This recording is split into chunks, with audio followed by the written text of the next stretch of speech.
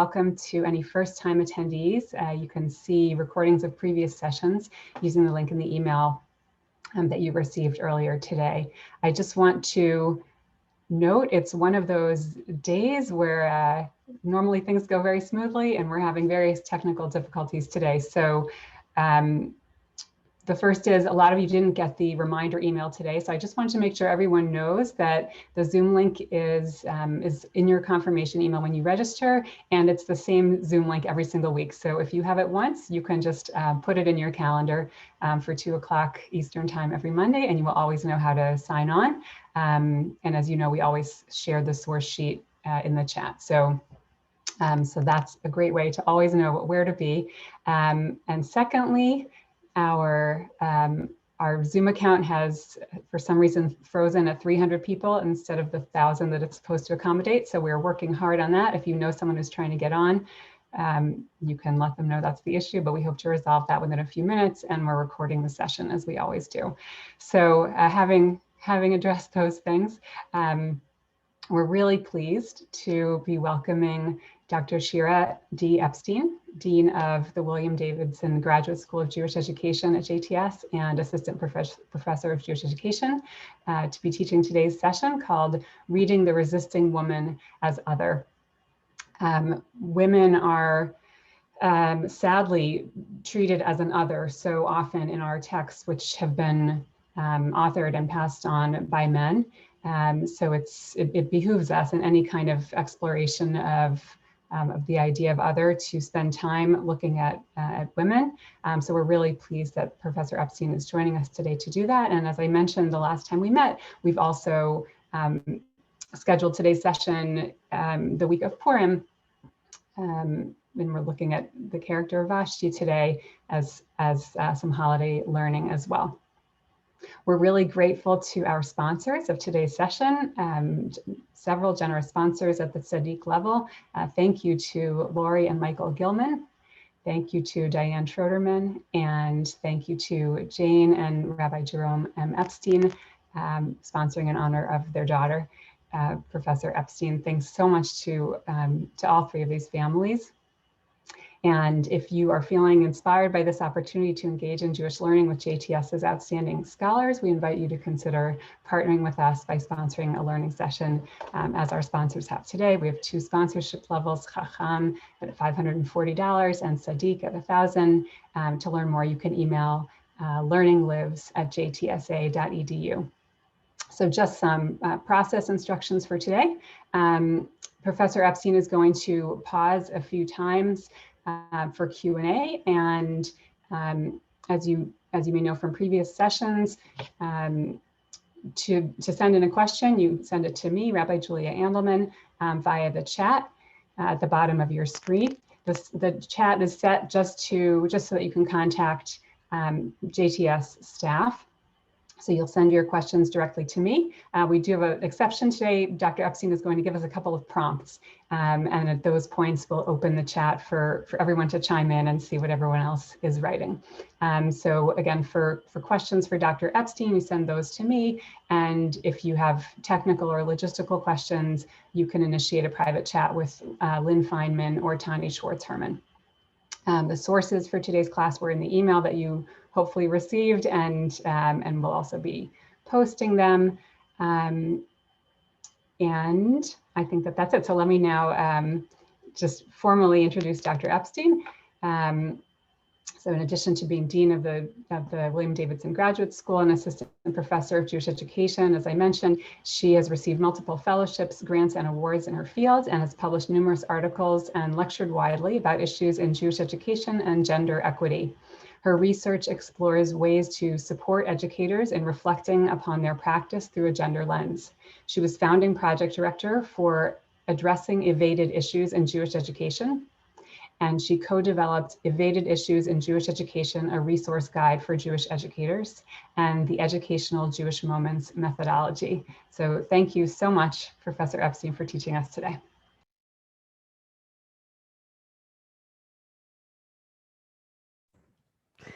Thank you so much. Wonderful to be with you all today. I can't see you all, but I know that you're out there. I am going to start off by giving you a question to think about.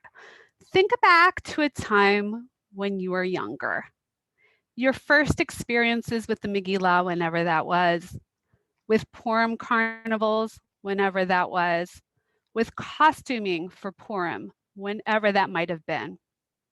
And the questions I want you to consider are, where was Vashti? And the second question is, where was Vashti? Note for yourself what comes up when you think about this. For some, especially younger participants in this Zoom, perhaps she was there as a model of a feisty, fiery woman who said no. She has been given attention in the past 20 years in Jewish pop culture and arts, even in her own musical numbers. My guess, for many of you, one of two things was either she wore the ugly mask or she was not there. She was missing entirely. These choices are not great ones when we consider the paucity of female protagonists in our leading narratives. She was effectively absent. As we will hear a bit later, for many, even though the text doesn't say this, they remember her as killed off. Now, you might point to the many midrashim which do give her attention, but all of our narratives have rich, nuanced midrashim. How often is it used as an opportunity, and with adults as well, to read the power dynamics in this chapter? Read Vashti and the many messages about women in power that reside in this first chapter of the Megillah. To move beyond Vashti as an adjunct character, the role women often played in ancient literature, plays, and performances, to set up the story to get to the good stuff, the main story. Explicitly reading power and practicing this requires attention. My work at its core has been about the themes of how we read, the collaborative construction of meaning. We do it together. The truth does not reside in our individual perspectives. We make it as we make meaning. The collaborative construction of meaning in text is an inherently Jewish way. However, what is often left out is reading of the text in a way that names how older, former approaches of imaging women, their actions, and their emotions still endure. It's a result of erasure. Even in times when we are grappling as a society with larger questions of gender and power, sexual harassment, abuse, inequity. How often these very old ways of viewing women, particularly women's resisting of emotions, have held, even as times have changed. Thinking about how they are taught and how they are learned. So in further introduction to our time together, I want to introduce a term. The term is hidden curriculum, which is the cornerstone of all the work I have done throughout my career as an educator, teacher, leader, and now as Dean of the Davidson School. Explicit curriculum is what we teach. It is stated explicitly. We can find it on websites, in a curriculum guide, in a lesson plan. It's right there front and center. Hidden curriculum is much trickier. It's not written down anywhere. The messages that we convey through images, through offhand comments, through often what we do not say as educators is the hidden curriculum. And sometimes the hidden curriculum is what is most learned by its absence. So hidden curriculum is not necessarily bad, but it can be insidious if we are not aware of it. It has a ton of power. And again, oftentimes more power than the explicit curriculum. So what we're exploring together is chapter 1 of the hidden curriculum of Megillat Esther. The primary dominant images that we have of characters are enduring. I've been working with the Vashti narrative with hundreds of learners, children and adults alike, for many years to teach and learn about power.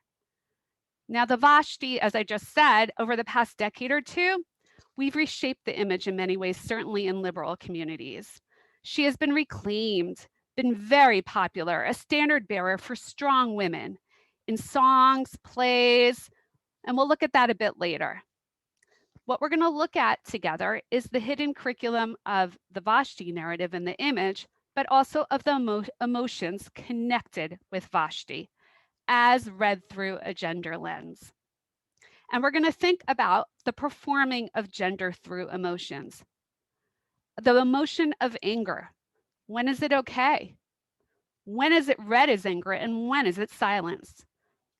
The question we are going to explore is, what is the gap between the explicit curriculum of the Megillah of Midrashim and the hidden curriculum of Vashti that often holds as ugly, bad, unworthy, and as we'll talk about a bit later, certainly with kids, as killed, even though it doesn't say it in the narrative.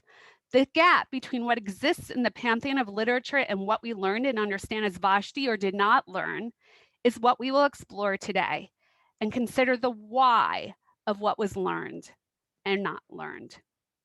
So we're journeying for the next hour and a quarter or so into exploring this narrative, and we're adopting a curiosity mindset, trying on something new, seeing perhaps what we don't normally see in our text. Perhaps this is a text that you know extremely well. Perhaps you are deeply familiar with the expanse of commentators. So what this session is not a comparative of the Midrashim.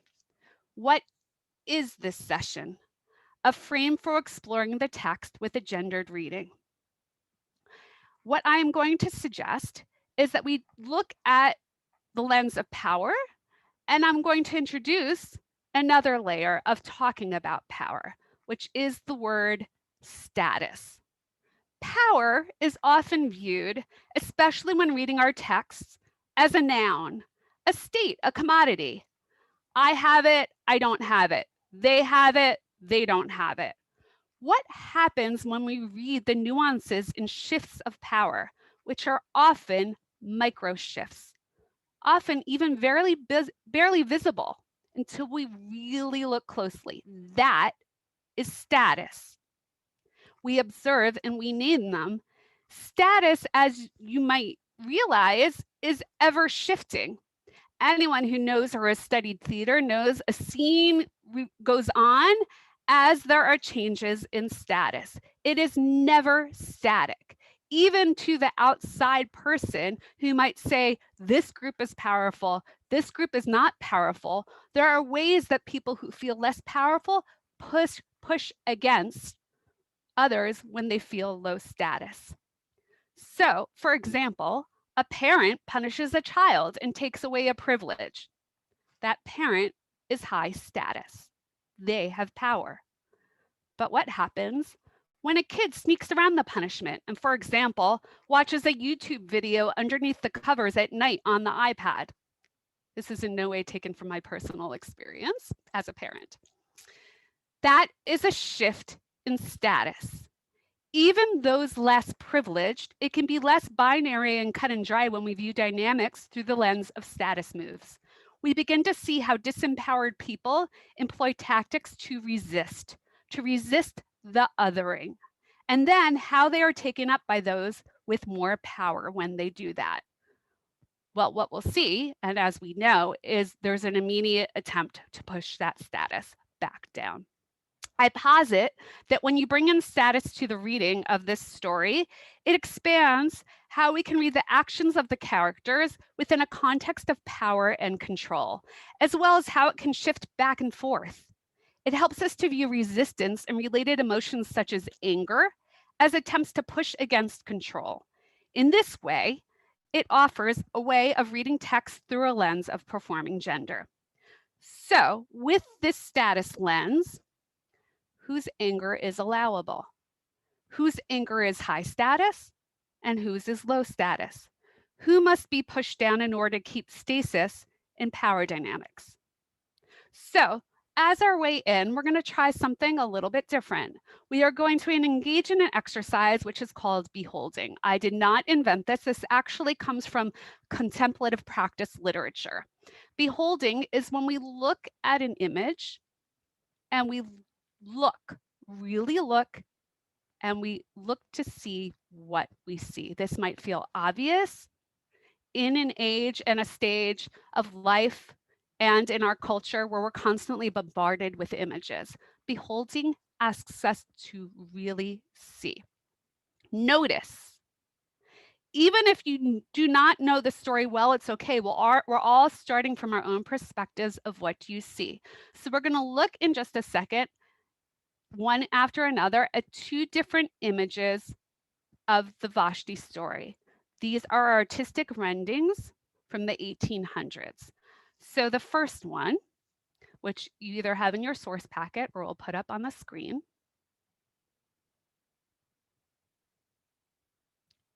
Okay. So what do you see? I'm asking you to look, not answer right now, but to consider. What do you see?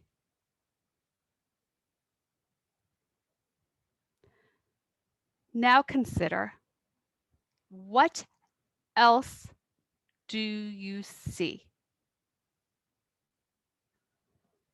What else do you see?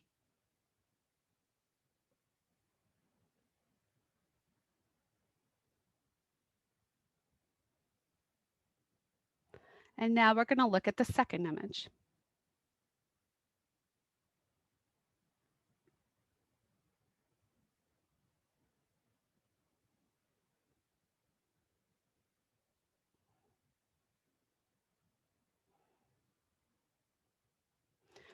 What do you see?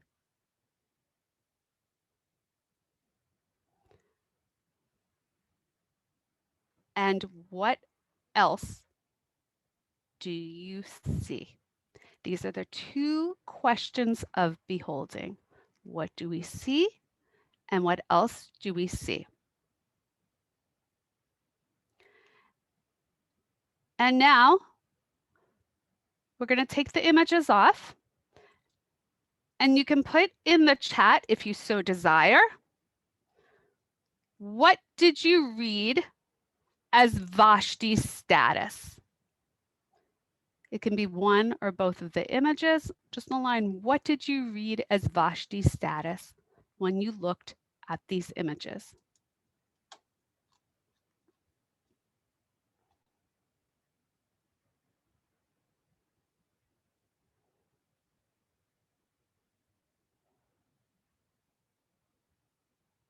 I love doing this exercise. I do it with kids. I do it with adults. I often do beholding at the beginning of teaching a class. We all see different things. Some people notice the actual imagery. Some people notice the lighting. Some people notice what is not there. For example, someone wrote in the first image, she's not even in it.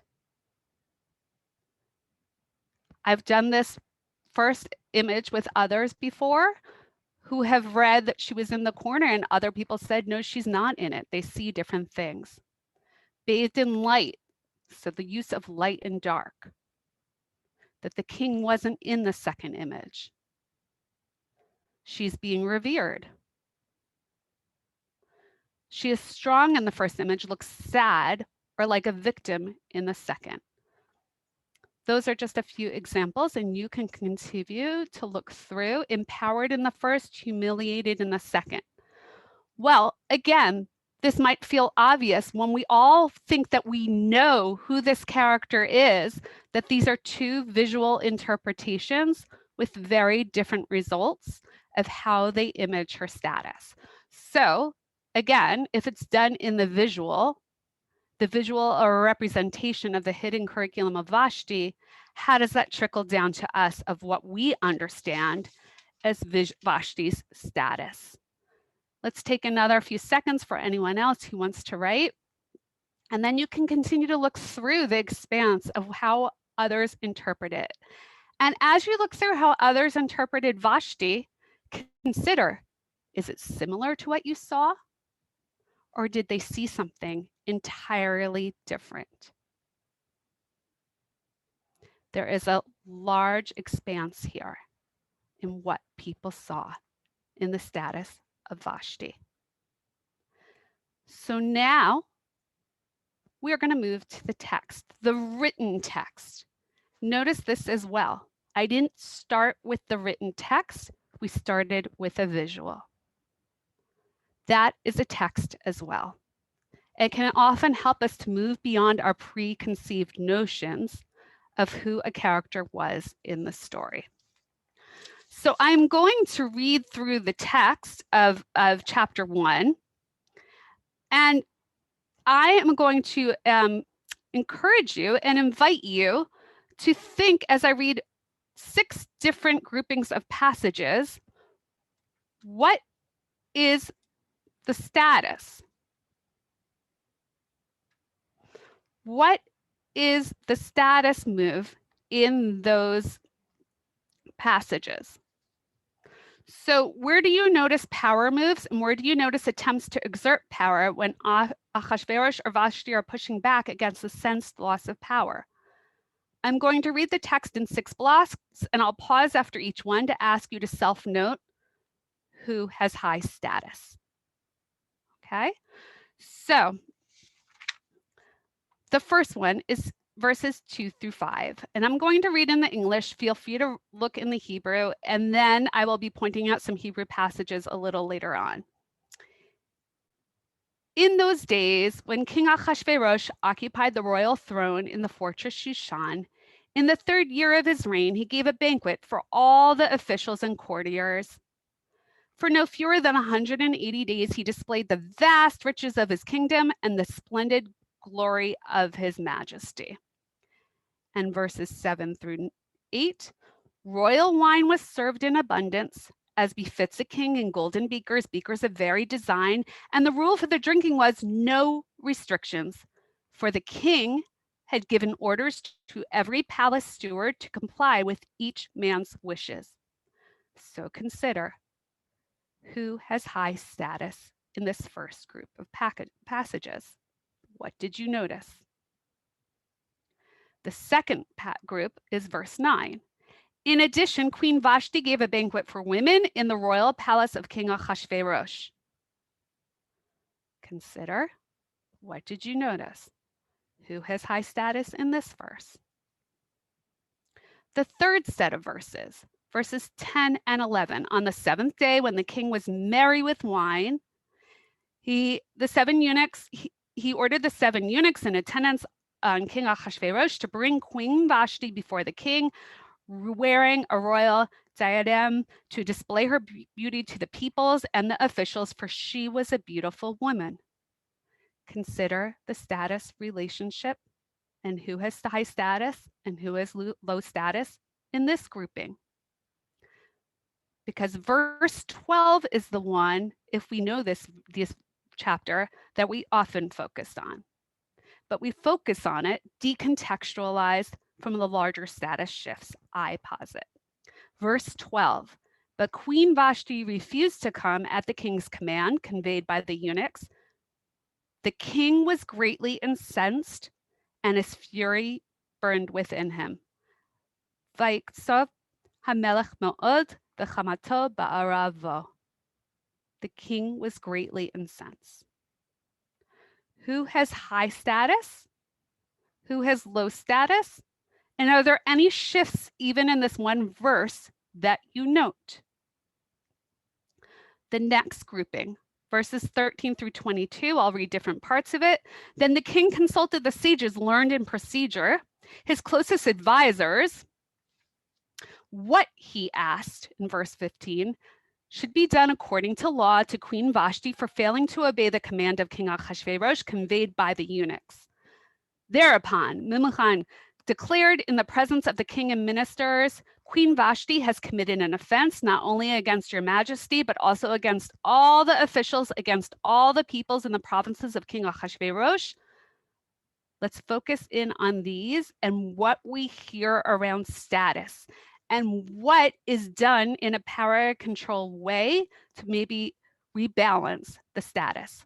For the queen's behavior will make all wives despise their husbands, as they reflect that King Ahasuerus himself ordered Queen Vashti to be brought before him, but she would not come.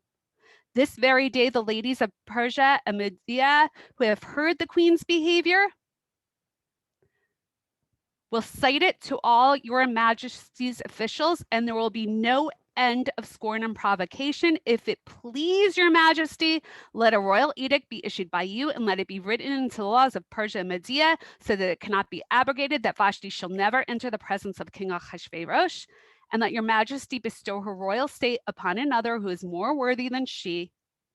Then the judgment executed by your majesty resound through your realm, vast through it though it is, and all wives will treat their husbands with respect, high and low alike. The proposal was approved by the king and the ministers. Dispatches were sent to all the provinces of the king, to every province, that every man should wield authority in his home, sorer beveto, wield authority in his home and speak the language of his own people. And the very last one is the first verse. This is the last we hear of Vashti in this story. Sometime afterward, when the anger of the king Ahasuerus subsided, he thought of Vashti and what she had done and what had been decreed against her. Chamat HaMelech Ahasuerus, the anger of the king subsided. That was a whole lot. And no doubt for most of you, you've read this story many, many times. But now, today, we read it through these status shifts. Consider all the different status groupings that I pointed out. Did you notice anything that perhaps you had not previously noticed? What did this way of looking at the text open up? We're not going to post at this point, but I want you to note for yourself. Perhaps there was no different reading for you. Perhaps you are used to reading through this lens of power, this narrative. But if this is one of the first times you've done that, consider what came up in reading in this way. So I am suggesting the lens of reading power, but not just reading power, feeling power. And we're going to look at two quotes from Megan Bowler's Feeling Power, Emotions and Education. This is a book that I work with a lot. Megan Bowler suggests that we're very used to looking at power as a construct that's often economic, often looking at through war, through broader oppression, but rarely do we look at the feelings associated with power, the emotions, and that this is often a hidden curriculum also that is taught to kids and adults alike. That emotion has nothing to do with it, when in fact we see from this text it has everything to do with it. The first quote, emotions need to be brought out of the private and into the public sphere, that emotions are a site of oppression. Scholars tend to overlook this most silenced terrain of social control and resistance. And she argues as a scholar that we need to bring it into the readings of our texts and of our history. Behavioral and expressive conduct is developed according to socially enforced rules of power. How does one learn not to express anger at one's boss, or that doing so is very risky business? Feeling power, on the other hand, directs us to explore how people resist our oppression and subjugation. For example, what gives women the courage to publicly challenge sexual harassment? Why do I bring this quote? Well, we know from the last few years and the focus on sexual harassment, we often turn to looking at policies. That is the first place, whether it's a school or institution, that we turn. And I argue, often don't look at what's going on underneath. Why is the harassment happening? And what are the ways that people who feel that they're being oppressed are allowed or not allowed to express that? So we can take off the image now. What Bowler posits is that we often view and approach emotions, especially fraught gendered emotions such as anger, and that could be an entire lecture within itself, but we're going to focus on anger here because Vashti is often imaged as angry. We didn't see it in these two images, but that is definitely the enduring image from my own youth in the Midrashim that I was taught, but actually the text doesn't say she was angry.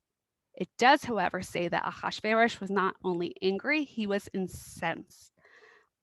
So Vashti is not actually described as angry. She is in verse 12. It says she refused to come at the king's demand, the Tima'en Hamaka Vashti. This is what it is described. But note, the king Ahasuerus is described as angry. Vayitzof hamelech me'od v'chamato ba'arabo. The king was greatly incensed, and his fury burned within him. So that is justified. And the question, although Bowler did not study this narrative, when I use her, I think, why is that the case? We have Vashti who said no and is often remembered as angry, ugly, unqueen-like. And then King Ahasuerus who is furious, and this is attributed to the state of being of a king. It is justified. In modern times, female anger has been framed in other socially constructed ways. I bring up the example of Mean Girls that became very popular circa 2006 through the movie Mean Girls, but it is a phrase I can tell you in education that is often tossed around as if it's a real entity, a real thing that hasn't been constructed. Teen girls are mean. Well, this might be our own experience as being someone who has experienced that either with a child, a grandchild, or ourselves. However, there are others who use Bowler's construct to have us think about why is it that girls are constructed as angry, as mean. Lynn Mickle-Brown in her 2003 book, Girl Fighting, deeply examines this cultural construction of mean girls. She considers what happens if we look at why girls might express anger towards other girls. Not that it's a natural state. Just like Vashti constructing as angry is not a natural state for girls to be mean to other girls when they become teens. Rather, we label girls as mean girls because it lets us off the hook at why they're angry in the first place, and that perhaps their anger has no place to be expressed.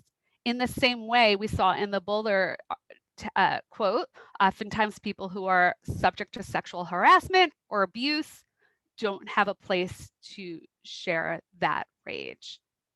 What happens when we read the narrative as we just did of the Vashti story, seeing anger as a gender-performed emotion and reacted to according to how we see what is allowed according to status.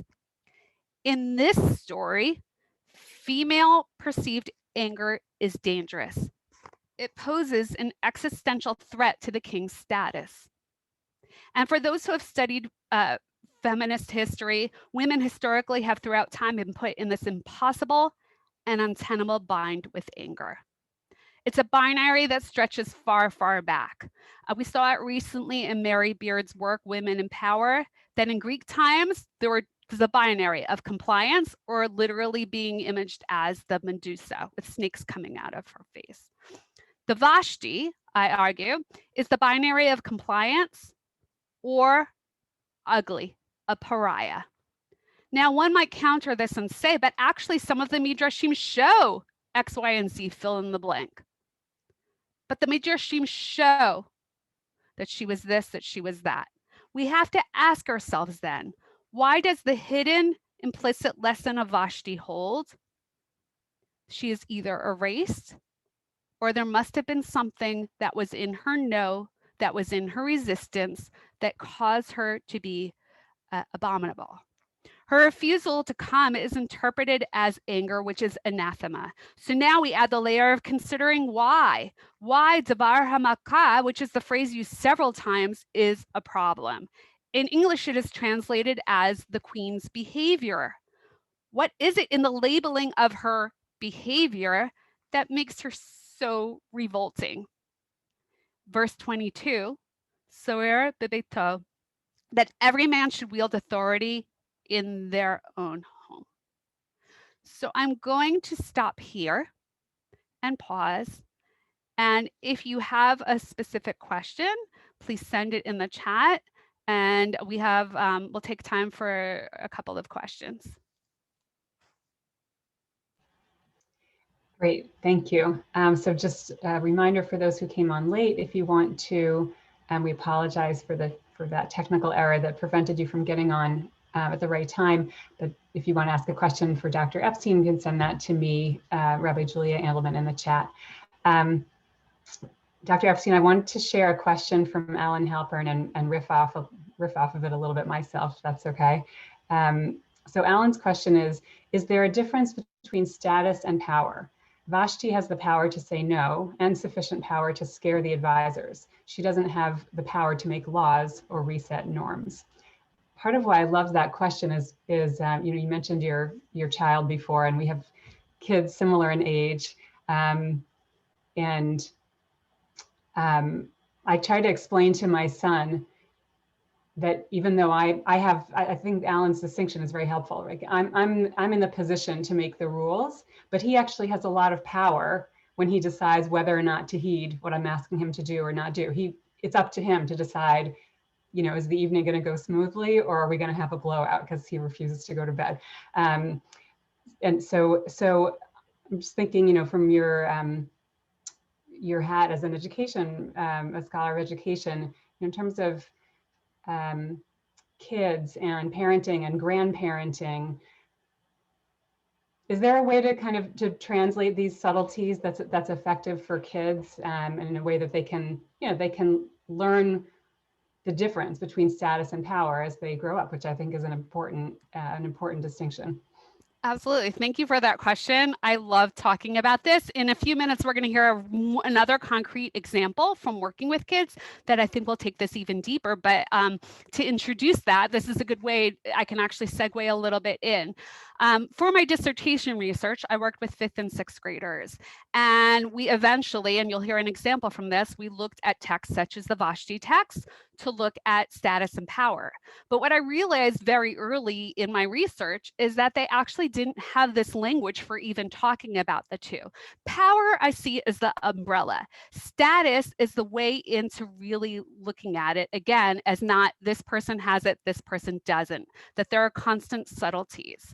So we need a language for actually talking about status. It's kind of hard sometimes to put our fingers on. So I actually had the kids, and I do this with grownups too, pair up and create a status image. Who's high status and who's low status. And before we did that, we actually walked around and looked in our bodies, what is an image of high status? And they did a lot that was modeled on images of leaders that they see around them, right? Looking up, holding your body in a certain way, talking in a certain way with authority. And then low status was more hunched shoulders. But in doing that bodily work, we saw that it can actually change very quickly.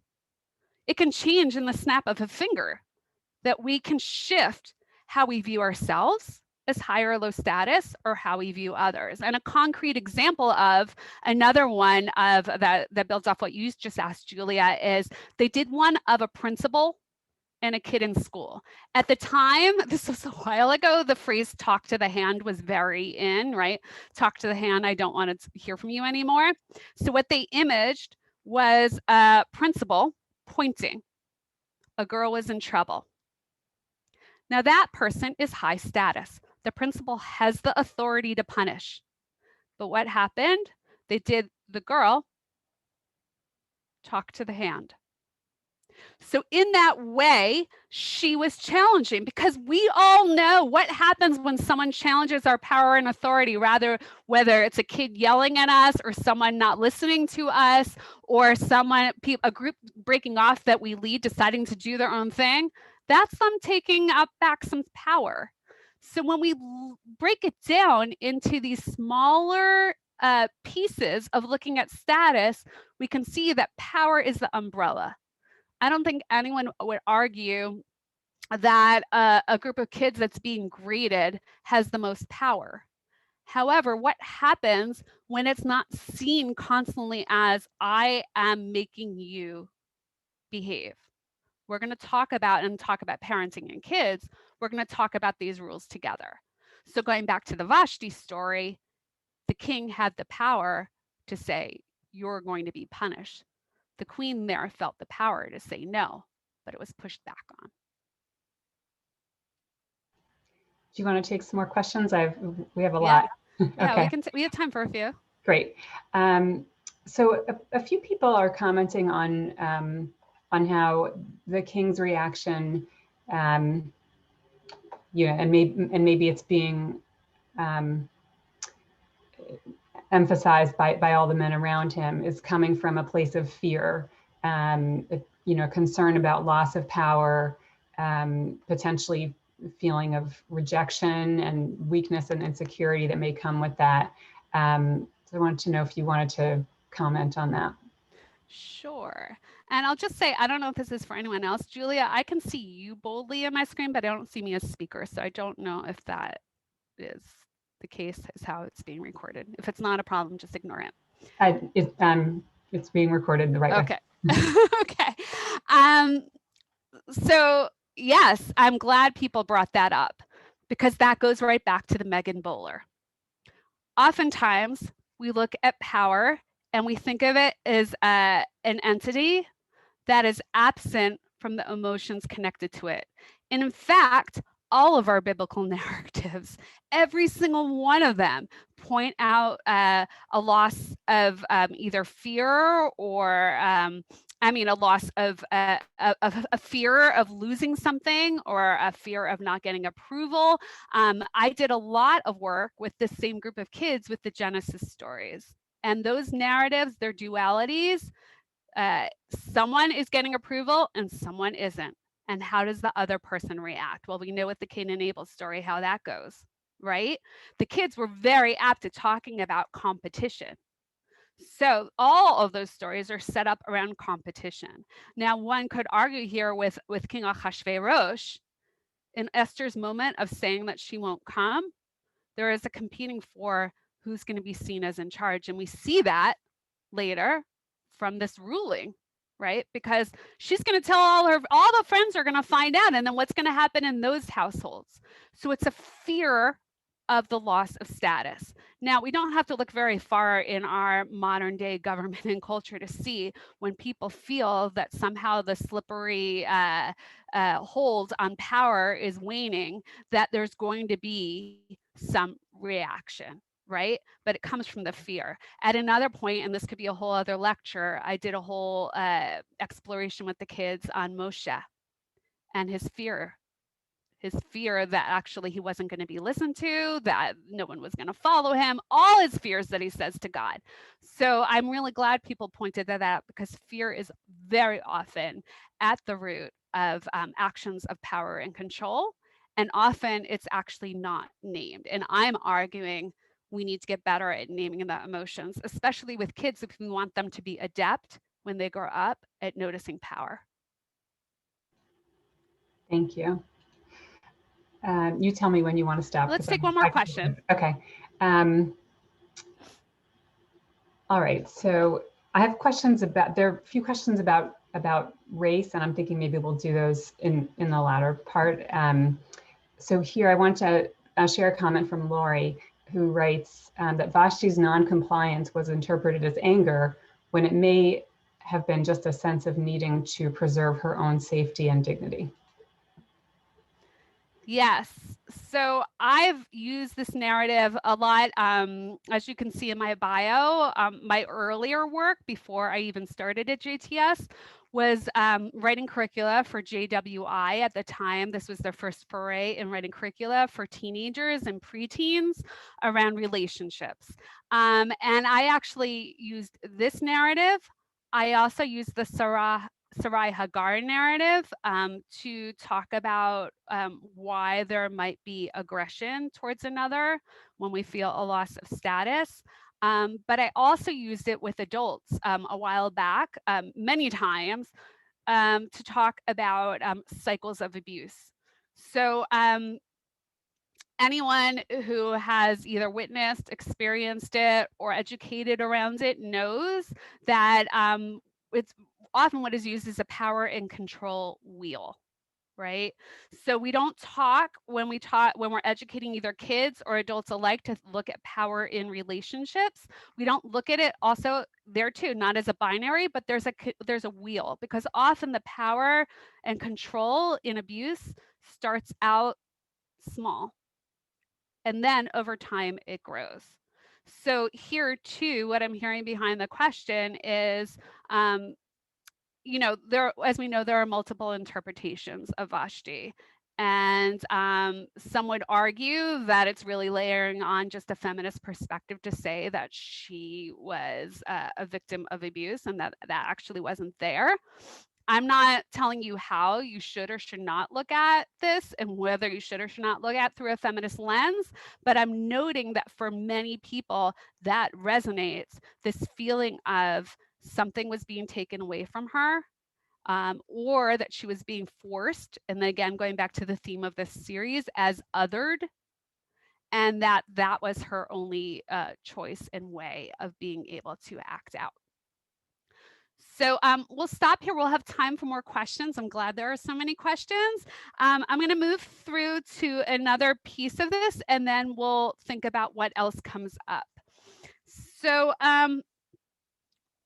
through the feeling power lens, the hidden curriculum in this narrative is, as we just heard from the person who asked the question, anger is justifiable when emanating from the king. Quashing of resistance is what needs to happen because the resistance is not allowable when equated with a righteous anger that other women that might feel towards their own controlling husbands as well. And that, no matter how we interpret Vashti, that is in the narrative. And we need to make note of that because now, as I just referenced, I'm going to tell you an example of my working with kids and what they have learned from their hidden curriculum. These were kids in a very liberal setting. So they did not actually learn this story has ever actually having happened. They likely never even learned the Midrashim outright. These were 5th and 6th graders. However, they were adamant before we looked closely that the text said that Vashti was killed. She was killed, they told me. So we're not debating what happened through the Midrashim. We're looking at this as what did they say? That is fascinating to me now. Still, I continue to write about it. And their hidden curriculum of the resisting woman, and an example of how this shifted through their intentional, from my end, lens and language of status. So I'm going to describe to you what happened. We were reading the story together. We had already done a few sessions with status language and imaging status. And I said, what happened to Vashti? And they said she was killed. And so I said, well, let's look closer. We looked closer. Even when we looked at the text, they said, but we know it's in there. I said, well, here's what's in here. And I opened the question to them. What happened to Vashti? Where did she go? So I put them into small groups and I gave them about 15 minutes and they used a dramatic technique called tableau, which is actually very similar to beholding. It's like the beholding in analog form. Basically, you take your bodies and you put them into a frozen image to interpret often pieces of text. It's used in general education classrooms and other types of learning. So I put them into a small group. It was a mixture of genders. And I asked them the question, what happened to Vashti? And they had about 15 minutes to create an image. So what was interesting to me is not just the image they created, but I recorded, this is for my research, their negotiation of what happened. So they jumped into the room and immediately they started, you're Achashverosh and she's Vashti. Okay, she's down on the floor. And they spent about 10 minutes imaging her dead in very graphic ways, as kids often enjoy doing with these type of literature. It's very exciting to them. She was killed. But there was one girl. Tamar is her pseudonym. And Tamar kept saying, no, that's not what happened. They weren't listening to her. They were really excited. And the king stands up on a chair and he throws something at her and she's dead. And then Tamara says, no, wait, that's not what happens. And then she finally stands up and used the imagery of what we had been doing a few weeks prior with status images. And she says, see, she was a queen and now she's a nobody. And she crouches down on the floor as a nobody. At that point, the other kids started listening to her. They still didn't want to entirely let go of the idea of the queen being dead, but there was something in the way that she described it that they latched on to. So she kept pushing on that. So to note, the body language she used, the language she used around status, she said next, she lost her status. She used that language, which for me was such an exciting moment when later I was watching this recording, because it means that somehow the language of status, and this goes back to the very first question that was posed, helped her to break down from the power binary that often kids will go to of, and we see it in, unfortunately, it's modeled in our Tanakh all the time, right? Killed, not killed. But that's also where kids will go to, killed, not killed. And Tamar was able to bring in the status language. So then what did they end up doing? They ended up imaging her loss of status. And ultimately, they had her in the corner as a beggar queen, right? She was a beggar. And they decided exactly how to do this, but pass her by, she's in the market. And they talked about how people would be in the market, and she's a queen that's now a nobody. She's a beggar, and someone's tossing her a coin. Not unrelated to this, you should know, in those status images they were creating a few weeks prior, a lot of them, these were city kids, had a homeless person that they called a bum, and a person giving money or not giving money. So actually the two had been merged here. So what does this suggest? To me, what this suggests is what this opens up with the language of status. We can look deeper at the power exchanges in our narratives. So again, you might not have had this conception. You might have known that the queen in the text doesn't actually die. She's sent away. We never hear from her again. But again, what's fascinating to me is the hidden curriculum for these kids. They were certain she had been killed until they looked closer through status.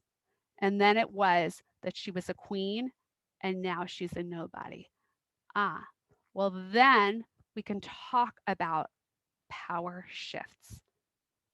So a reminder, we're reading through this alternate lens and what this enables and supports. And I argue it's most often evaded because I found in my work it's much easier, it's much less complicated to think about power as a duality, right? As a binary. It makes things much more simple for all of us. It opens up what can often be messy and complicated when we look at the text and the collaborative construction of emotion. With kids and adults, it can hit upon tender spots. Treat anger within. And Julia said a few minutes ago, there were some questions about race. That we can talk about this in a few minutes, but it's definitely related in how the history of race in America is, if it's taught, is often taught, right? It's either celebrated or it's told the story of slavery. But those messy points of resistances and squashing of resistances, they're often shied away from for the very reasons that this is shied away from, I would argue, as an educator, because it makes it much messier. To talk about the emotions within, who has the right to anger, who has the right to resist, as we saw this summer with Black Lives Matter, of course. What might come up as we move Vashti beyond her usual status as an adjunct character in the story, the queen who had to resist in order to be removed, so that we could then have Esther step into the queenship. What happens when we need to consider the image of Vashti as a beggar queen, someone who was a queen and now is a nobody? And what does this suggest for us that we might want to avoid around the hidden curriculum of resistance in our texts? So I'm going to pause here again, and if there's any other questions, we can take them at this time. Okay, so many. Should I share the comments about race now? Sure. Okay. All right. So Carol Friedman was pointing out the toxicity of female anger is used even more insidiously against Black women and women of color. And then Rabbi David Cantor asked the question this way: do you see a parallel here with race relations and status/caste, the way in which anger from low status individuals is unacceptable? Thank you for that. Thank you for both of those comments. Now, look, I am not a scholar of race, although I am doing work right now with our students on multicultural pedagogies. I'm teaching a doctoral level course on this, and I do think a lot about this. So what I can say from my own work is that I wouldn't draw an exact parallel. I think that's where we get into trouble, right? In equating every single piece of oppression. All oppressions have their own intricacies and historical roots. So I think what Megan Bowler is arguing, what I would argue is we need to look back at those intricacies. Where often what happens in I will not just stay with Jewish education, with general education, is we sort of lump them all together, right? We'll study, here's the month of this other, and here's the month of this other, and here's this month of this other, but we describe them all we kind of lump them in the same pot of the diversity.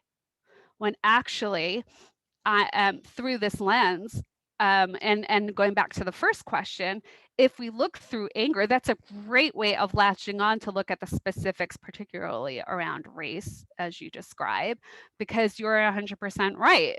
And we see it today, how it's being pushed back against. Who has a right to anger? And the image of the Black woman who is in the double bind. For those of you who might have seen the documentary on Michelle Obama, Becoming, she talks about that a great deal. She was in a double bind because if she was just calm and did not raise her voice, she was seen as being passive. But the minute she actually got passionate about something, that was equated with anger, aggression, and again, anathema. So I would not argue a direct parallel here, but what I am arguing is if we allow ourselves to look deeper at the emotions will be our hook into going deeper, into understanding what has been allowable in this story, a king where it's been justified over time, his anger. And again, with Vashti, that it doesn't even say she was angry. And yet, how many of our Midrashim cast her in this way as a justification for why she needed to leave? And I'll just to wrap up that piece, I just got a powerful comment from Colin Heyman, who wrote, low status people of all kinds are told, you won't get anything if you're angry. We might deign to give you something if you're good. So just to turn to another theme that's come up. A few people wrote about the destruction of reputation. Claire Walford and John Gannett and some others as well, that Vashti's reputation is destroyed by what happens, and maybe that's worse than death, or maybe is that why people think that she died, because it's so destructive. And we have very strong principles and laws in Judaism against humiliating someone. Yeah, I really appreciate that comment. I would agree. And I would say that the example from the kids shows how, look, they went to that place because I structured it that way, right? I was an educator who mindfully for a few weeks gave them this language for talking about status. And then I structured an exercise. And also, I ensured that it wasn't just going to be about the killing. And in fact, in the other narratives we looked at, and I'll talk about Hagar and Sarai in just a second, the same thing, right? Like I led them a certain way. But you're 100% right. This loops back, your statement loops right back to hidden curriculum. What is it that in our learning, whether it's informal learning, informal learning, camps, adult study groups, might actually leave out this lens? I was actually on an email exchange this morning from an entirely, not JTS, an entirely different thing about Vashti. And someone wrote in about one of the Midrashim that actually she was an anti-Semite. And how do we talk about that? So I wrote back and said, actually, I'm talking about Vashti in just a few minutes. And I am not a Bible scholar. I do not claim to be a Bible scholar, but I am a feminist educator. So what I can put in is, and what I can contribute is, what are the ways that we might, in our studying of text, be leaving an entire frame out? And so what happens when we put in this lens of actually looking at the status, and you're absolutely right, the askers of this question, of looking at humiliation, it takes us to a whole other level. I'll just say, again, this could be a whole other lecture, but as I said, I do a lot of work with Hagar and Sarai, because I think, although it's a very different narrative, there's a parallel here around how an image is cast, right? Across the board, if people are familiar with Hagar, not always, maybe again, like Vashti, she's sort of reclaimed a bit of her gravitas over the last 10, 15 years, and people look at her closer. But I can say from my childhood, Hagar was horrible. But what happens? So Sarai wants to get pregnant. And so she gives Hagar, her maidservant, to Avram. And then Hagar gets pregnant. And the next verse is, her mistress was lowered in her esteem, right? So Hagar saw Sarai differently as a result of that she was pregnant. She had this high status thing that in those times, obviously, I'm naming something very obvious, was the only way really you had status, by bearing a child. And Sarai didn't have it. So what does Sarai do? She's aggressive towards her. But we think of Hagar often as the one who is the, again, anathema. That's the word that comes to mind again and again, right? But why is that? Until we look closer at the status shifts, there's no way to really have a way into empathy for this character. And that's what I'm arguing for.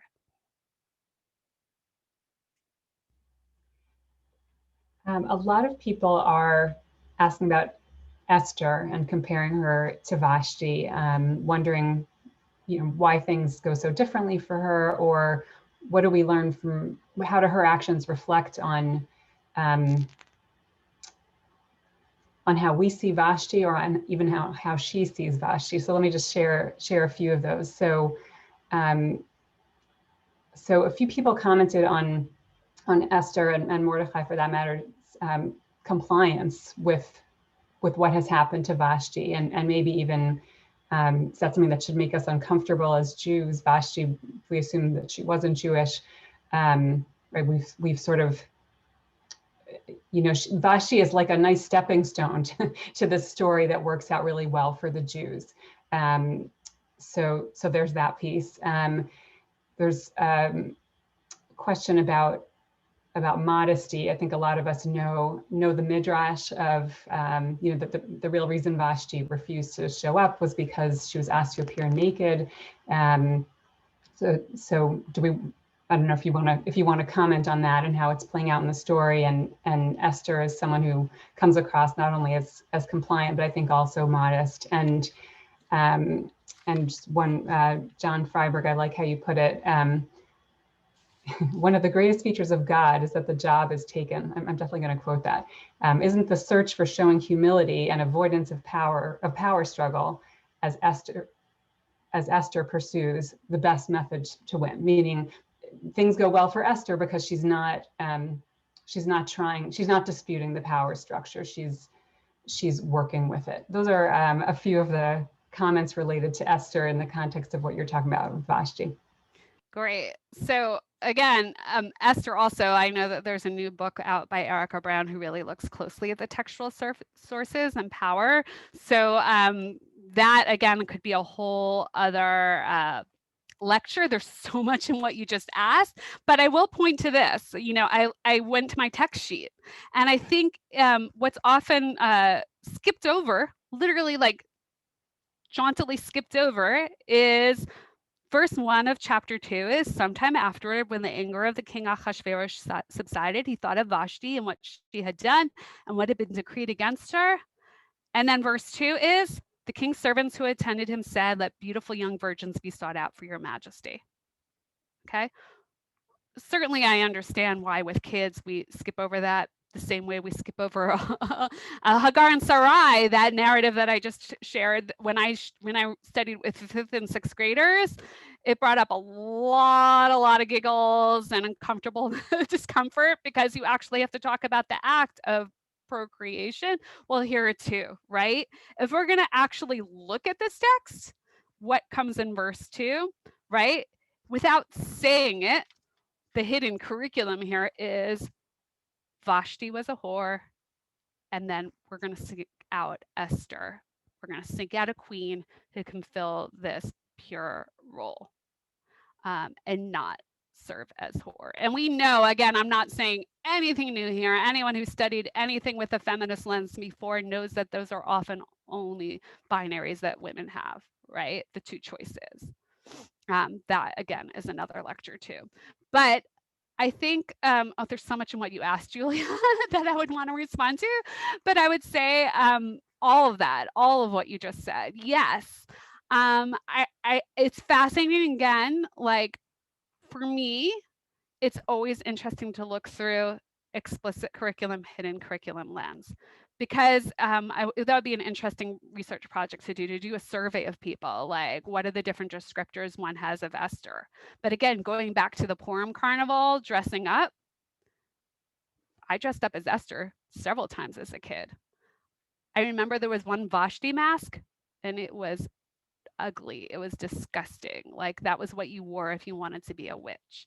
So those were your two options. So I guess it just beckons the question of, what do we learn about Esther? What is actually in the story? And what are we willing, as we become more nuanced, I'd say, like over the past 20, 30 years of teaching these texts with a feminist lens, of digging into? I would say with Esther, a thing that's been latched on a lot with her in educational circles, I did this with kindergartners many years ago, is really looking at what happens between those letters back and forth with Mordecai. I find that fascinating, because that is the explicit curriculum of the Megillah, right? That's what the text says. It's almost as similar to the exchange of Moshe with God at the burning bush, but I can't, right? And she has some very real reasons why she can't. And each time Mordecai comes back with a letter of like, but you will, and here's why. So what has been interesting for me is, when do we leave out that hidden curriculum piece around why Esther decides to go? We know she decides to go, but there's something in there which is often leapt over, right? Again, jauntily leapt over, around what happens between that back and forth of her saying, no, I can't, no, it's not, no, he won't listen to me, and then showing up and actually doing it. So what is it that needed to shift with Esther is an interesting moment. But there are many other pieces, and I would encourage you to reflect yourselves around, well, what are the pieces that are the hidden curriculum that maybe one could explore with Esther around what she's allowed to resist, in what ways is she allowed to resist. Ahasuerus listens to her. We did another tableau around that moment, and the kids had him at first with like guards ready to kill her when she came before the king. He doesn't do it. So why is that? And Julie, I would say you're absolutely right. What are we often not willing to name around our assumptions, whether it's in the Midrashim or otherwise, that Esther was not only a virgin, but she was a virgin Jewish queen who was going to save the people and continue this narrative. But Vashti, where it's not actually named her religion, but it's assumed, is not Jewish, and therefore has to be an adjunct character, has to be pushed out of there, because otherwise this hero story couldn't be told.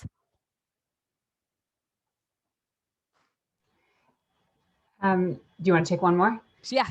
So actually, since the very beginning of the session today, people have been chiming in, pointing out that that Ahasuerus relies so much on his advisors, and you know, we could talk a lot about the character of Ahasuerus, of course, but a lot of these, you know, the decision to banish Vashti comes from them, and other key points in the story. But it's kind of, you know, the crowd of men is pivotal in what happens to her and what happens at various points in the story. If you want to comment on that. I'm sorry, can you just say that last part? What is the piece, exactly the piece to comment on? That there's a whole crowd making this decision, and you know, Ahasuerus made this request or order and was refused. We talked earlier about, you know, rejection and fear of loss of power, but that's it's a whole group of people who are deciding that that something needs to happen to Vashti, not just him. Mm-hmm. Well, I think what you're bringing up, and again, it would be interesting, you can actually, if you can, pull up the first image that we looked at, right? Because we could have lots of differences of opinion of what that image is. But I think this directly relates to the questions that are coming up. Let's just look again at this image here. No matter how, we don't know exactly, it doesn't name exactly who these people are. The assumption is that is either the king or the highest advisor in the middle. It's someone of high status, surrounded by a whole other group of people. So I would put it to, you know, this was painted in 1866. Obviously not so long ago within the so when this story actually was purported to take place, but that interpretation really holds of this is someone who could only exist with a group of people who were his nearest and dearest advisors, and there's someone leaning in close there. There's people who are standing with their, I guess, scepters up or whatever those are. Maybe they're spears. But definitely surrounded by a lot of people. So we can take that back down. I wanted to go back to that because, again, how often, I think that what people are bringing up is how often when we talk about power, and whether it's in race or gender or socioeconomic status oppression, do we talk about it that it's not just one person? And again, without going to political place, we can take our historical moment of choice across the last 3,000 years, that any leader it's very rare that there's a leader who's not surrounded by close advisors, close trusted people that leader consults with. So I would argue that here too, that's part of the hidden curriculum. That status, what often kids who then grow up to be adults think, because it's not really talked about, is that, again, status is a binary. Either you have it or you don't. Power is a binary. Either you have it or you don't. But who are the enablers here? Who are the people around that allows the story to shift in this way? And I would argue that if we really want to talk about othering, we also need to talk about the enablers, not just the enablers of an action of oppression, but the enablers of continuing to what's often called a discourse, right? A discourse is a way of thinking about something, a way of being.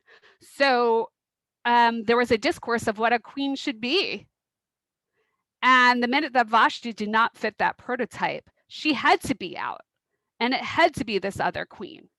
But are we going to actually talk about what these discourses are of who holds, who is seen as has a right to be co-power or participating, and I would say we often discount. I'm really glad people pointed it out, the many people who surround, who enable that power. So we'll stop here with the questions, because I want to do a little wrapping up, and then if we have time at the very end, we can take more. So again, the lens of power as an opportunity is often not taken up. And again, as I said a few minutes ago, we can see the characters, we see the characters in our stories because we don't really look closely at the power relationships. We often, and when I say we, that might seem like a universal we, but in my years and years of educating, and that's why I bring up these examples from my early educating and from now as well, it seems to endure in educational settings, be they with kids and adults. Even in liberal settings, we talk about these stories sort of, they happened. They happened. This just happened. Well, it didn't just happen. As we just heard from that question and how I talked about it, right? There are enablers in all sorts of ways. Who allows the power stasis to stay in that realm, or what allows for it to shift? How often do we look beneath at the status shifts that tie into a competition for power grabs? Another one I've looked at a lot with kids is Joseph and his brothers, right? And we can look at any of the Genesis narratives as where were the parents? Where were the parents, or where weren't the parents? Parents as, again, a high status figure, either because they have the goods, they have the rights to give the birthright or whatever they have to give a blessing, or because by virtue of the fact that the kid really wants this parent's approval or God's, right? And are we looking closely at these power grabs? One could argue, if we're looking through this lens at the story of power, that Vashti in saying no, we don't know her whole backstory. Of course, there are many books and narratives that invented Midrashim, but as one of the questions pointed out before, one of the participants commented before, that moment could have been a moment of her trying to grab onto power that she felt was slipping from her. So what happens when we look through that lens at the Cain and Abel story, Jacob and Esau, Hagar and Sarai? Choose your story that you desire. It's all there. The competition, the power grabs, the seeking approval, and then what happens when one feels a loss of approval, and what lengths they'll go to grab onto power. So I want to put up one final image. This image, she has a blog, it's taken from her blog, Lisbeth Cheever Gessammen. It's circa 2017, because in the blog I found it, she had created these power cards, and one of them is of the image of Vashti, and she writes about the image of Vashti. So I don't know the exact year, but it's around. So we're going to do one last beholding. And again, I know I'm leading the witness here, but let's just look, right? Whatever comes up is fine. It doesn't have to be what you assume that I think it's going to be. But let's take a look, because this is a different image of Vashti. And I ask the same questions. What do you see? What else do you see? In this interpretation, this is a visual interpretation of Vashti. Again, it's modern. It's not a traditional commentator. It's not from the 1800s. Great. So I see already we have someone wrote Wonder Woman. Isn't that interesting, right? Like what we bring from our pop culture to read it against, the intertextuality.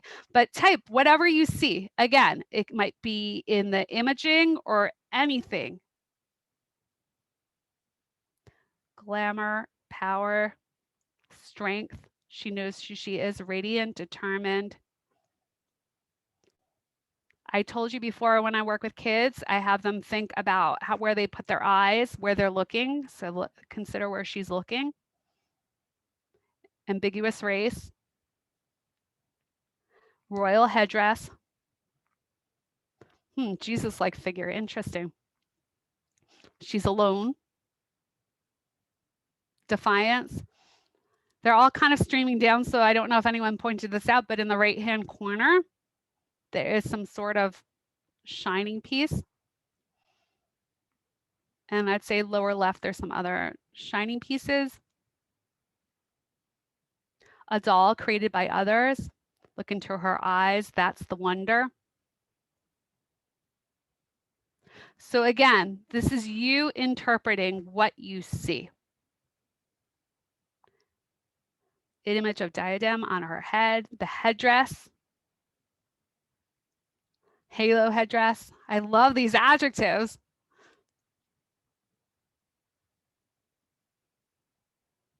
Okay, so we can put the image down, but continue to put in the chat if you so desire what you saw. Defiance, cold. Well, no matter what you saw, consider what you saw in the first image, the second image, and the third image. And consider, and maybe it's not the case for you, just hold the question, is this the first time that you were asked to look at a visual image of Vashti and different visual interpretations, and to think about others living visual interpretations? If it was, what does that suggest about where we can fill in the gaps? If it wasn't, what does it suggest about where you can be bridging the gap and bringing the conversation along in the future? The bottom line is, whether you have or haven't seen images before, whether you have or you haven't delved into midrashim, traditional midrashim around Vashti, the final takeaway here is that what many now see as Vashti, because it's now a part of our pantheon, is this third image. But the older images of our hidden curriculum do endure, even in 2021. So my hope is that Thursday night, as we read the Megillah, or Friday morning if you do so as well, we are able to notice perhaps with an added lens, and that this can open continued readings of gendered performed power within our sacred texts. And I really, really enjoyed this time with you. And I look forward to future opportunities. This was really just so energizing for me. So thank you. And I'll turn it back to Julia. Thank you so much. I'm just gotten so many comments about how this is such an enlightening reframing of the Megillah, which I'm also really feeling, and just there's so many power dynamics and power grabs and status shifts among all the characters in the Megillah, Haman and Mordechai and Achashverosh and Esther throughout. It's a fascinating lens to view it through this year. So I certainly will be doing that. I wanted to share my colleague Michelle Dardashti. She and I think her sisters also, it's their family custom to dress as Vashti Dardashti because it rhymes so beautifully. And I loved the first year that I saw her dressed that way because it was such a recasting of Vashti as this, just sort of, proud, mischievous, intelligent leader kind of person, as opposed to the kinds of earlier images that you shared, and that image that the girl in your class, Tamar, shared of sort of becoming a nobody. It was such a reversal of that. And I also wanted to share a really lovely comment from Henry Glanternick. So as you were wrapping up, I was asking myself, this question comes up from time to time: who's the hero of the Megillah, or even who's the most important character, the main character? And I was asking myself, what's my answer to that question based on this talk? And Henry said, the answer is the reader.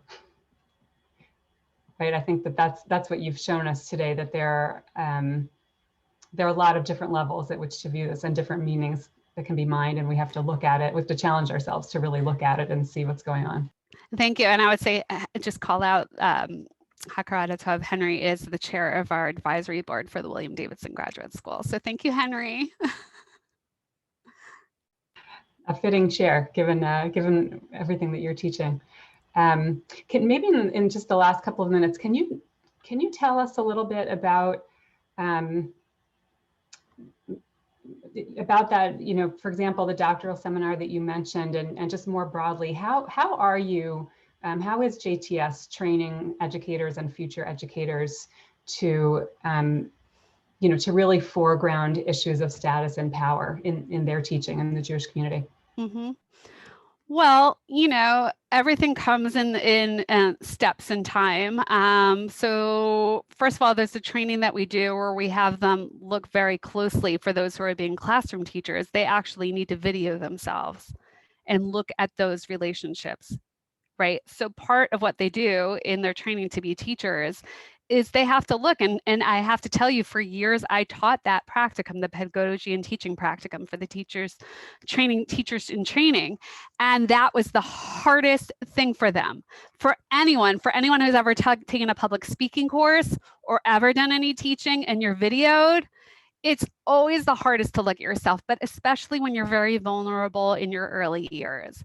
But I would say that's one piece of it, because often what comes up on the video and what they bring to their class to share are behavior dynamics, like kids saying, no, I'm not going to listen to you, or making fun of them, or doing whatever they do, right? So I would say, there's on that very basic level. But the doctoral course I'm teaching now on multicultural pedagogies in Jewish education is based off of a course on the master's level that I taught 4 years ago. I think that I was just saying this last week in a meeting. If I think about when I proposed this course, it's called For We Were Strangers, and Multiculturalism in Jewish Education. It went before our Committee on Instruction, which approves every course, 5 years ago. And I wasn't in that meeting, but it was relayed back to me. There was a lot of contention, right? Like, what does it mean to be teaching about diversity? And what are we doing at JTS? It feels quaint now. It feels like we've moved past that at JTS. And in teaching this doctoral seminar, I would say the conversations are so rich. These are all people that are high-level educators in the field and are thirsting for this, to be able to think about what this means. And we look through the frames as leader, educator, and researcher. So I'd say that's the other piece, because we are also, a scholarly institution and we do produce research. So that needs to be another lens. Whose voices are heard, whose voices are privileged, whose voices become a part of the research, what is voice? And I think we talk about all those things on a very specific level. We've actually just launched a research project that's funded by CASG on race in day schools. So it's starting small right now, but hopefully we'll build looking at the ways day schools address race, Jewish day schools. So there's more I could say, but I would say like that does give a flavor, because it has to be. It can't be left out of the equation. Thank you so much, not only for teaching us today, but also for everything you're doing to train the next generation of leaders, educational leaders for the Jewish community. Thanks to everyone for joining us today. And I hope you have a meaningful and I would say now really an intellectually stimulating and challenging experience of Purim. And I hope to see you again next week. We'll have a very different session next week with Professor Yonatan Brafman, looking at the question of the other more from the perspective of some modern philosophers, Buber and Levinas and others. So we hope to see you then. Thank you again, Dr. Epstein, and we'll see you all again soon. Thank you for inviting me.